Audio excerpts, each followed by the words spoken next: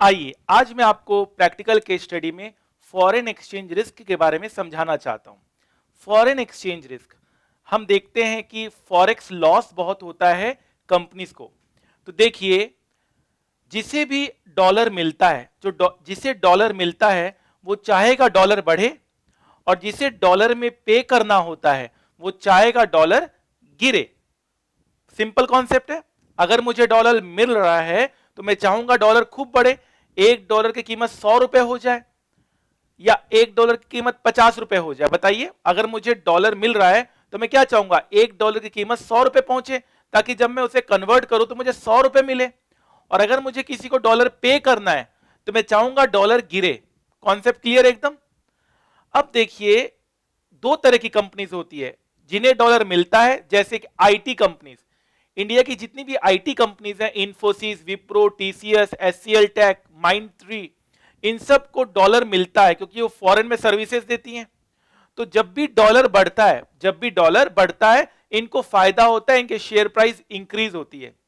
और HPCL, BPCL जैसी companies import करती है, वो पेट्रोल खरीदती है, डीजल खरीदती है और डॉलर पे करती है। तो एचपीसीएल, बीपीसीएल कंपनीज चाहती है कि डॉलर गिरे। कॉन्सेप्ट क्लियर है। आइए, तो रुपी क्योंकि दिन पर दिन गिरता चला जा रहा है, ठीक है, रुपी ऑल टाइम लो टच कर रहा है, तो इससे किसे फायदा हो रहा है? रुपी गिर रहा है मतलब डॉलर बढ़ रहा है। बिल्कुल क्लियर कॉन्सेप्ट है। तो रुपी गिर रहा है मतलब डॉलर बढ़ रहा है, तो इसका मतलब टीसीएस, इंफोसिस को बहुत फायदा हो रहा है इससे, ठीक है। और सेम उसी तरह से एचपीसीएल, बीपीसीएल को कब फायदा होगा? जब रुपी बढ़ेगा। जब रुपी बढ़ेगा, तो जब भी हम ट्रेडिंग करते हैं, स्टॉक मार्केट में हम ट्रेडिंग करते हैं, तो आप देख सकते हैं बीपीसीएल में मैंने 1 लाख रुपए का प्रॉफिट बुक किया, क्योंकि जिस वक्त मैंने ये ट्रेडिंग की थी उस वक्त रुपए गिर रहा था और डॉलर बढ़ रहा था। आप देख सकते हैं बीपीसीएल गिर रहा है। बीपीसीएल क्यों गिरा? क्योंकि डॉलर बढ़ गया। बीपीसीएल आप देख सकते हैं रेड में है, पुराना है, लेकिन आज भी आपको केस स्टडी के ऊपर मैं बता सकता हूं। फॉरेक्स लॉस, बड़ी बड़ी कंपनी को 90% फॉरेक्स लॉस। आप देख रहे हैं 600 करोड़ का फॉरेक्स लॉस, कितनी बड़ी बात है। स्पाइस जेट को लॉस। तो ये सारे जो न्यूज आप सुनते हैं, ये सारे न्यूज फॉरेन एक्सचेंज फ्लैक्चुएशंस की वजह से आता है। एचपीसीएल, बीपीसीएल जो भी डॉलर पे करती है, तेल खरीदना होता है, डॉलर पे करना होता है, तो वो सारी कंपनीज की प्राइस गिरती है। एयर इंडिया को 5,000 करोड़ का नुकसान हुआ है फॉरेक्स रेट वेरिएशन के लिए, के चक्कर में। तो एक कॉन्सेप्ट अगर आप चाहें तो यहां पे लिख सकते हैं, और काफी आपको अच्छा लगेगा वो कॉन्सेप्ट। आज का जो हमने केस स्टडी समझा उसके ऊपर आप चाहें तो कुछ पॉइंट्स लिख सकते हैं, ताकि आप हमेशा ध्यान रखें और हमेशा आपको काम आएगा। हालांकि एसएफएम में ये बात हम पूरा और समझाते हैं आपको, ठीक है।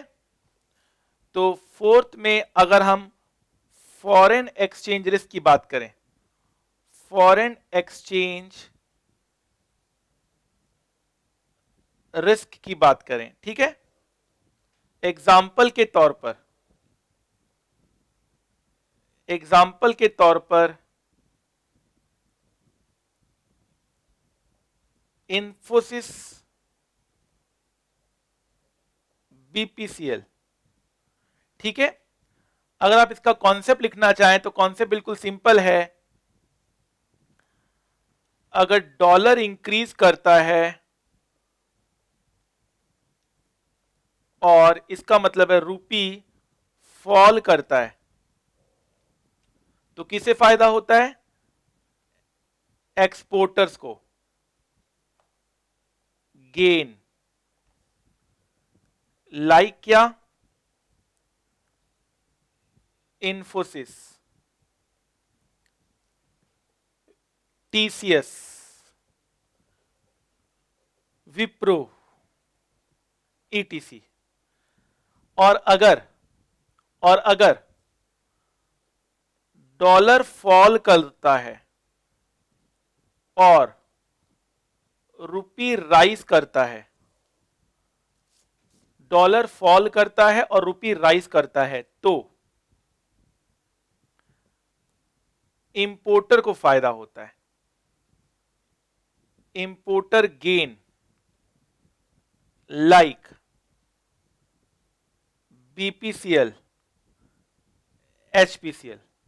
तो ये फंडा हमेशा ध्यान रखिएगा, फॉरेन एक्सचेंज रिस्क के लिए जब भी डॉलर बढ़ता है, डॉलर जब भी राइज करता है, डॉलर जब भी राइज करता है तो इन्फोसिस को फायदा होता है, और डॉलर जब भी फॉल करता है बीपीसीएल को फायदा होता है, एंड वाइसी वर्सा, एंड वाइसी वर्सा। मतलब अगर डॉलर राइज करता है तो इंपोर्टर को नुकसान होता है। ठीक है, तो अगर हम एक शॉर्ट में चार्ट बनाना चाहें तो एक चार्ट बना सकते हैं,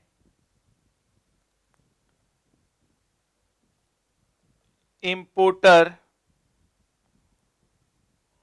और एक्सपोर्टर। ठीक है, डॉलर राइज और रुपी फॉल, डॉलर फॉल और रुपी राइज।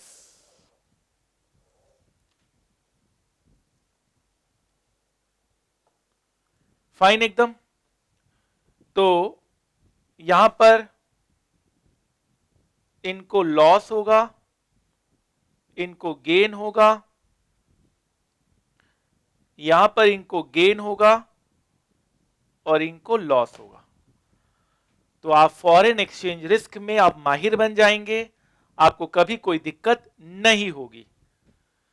हमेशा इस चार्ट को आप ध्यान रखेंगे। ये मैंने आपको प्रैक्टिकल पॉइंट ऑफ व्यू से समझाया है, एक केस स्टडी के ऊपर समझाया है, ताकि आपको हर एक चीज का एक प्रैक्टिकल एंगल भी मिलता रहे।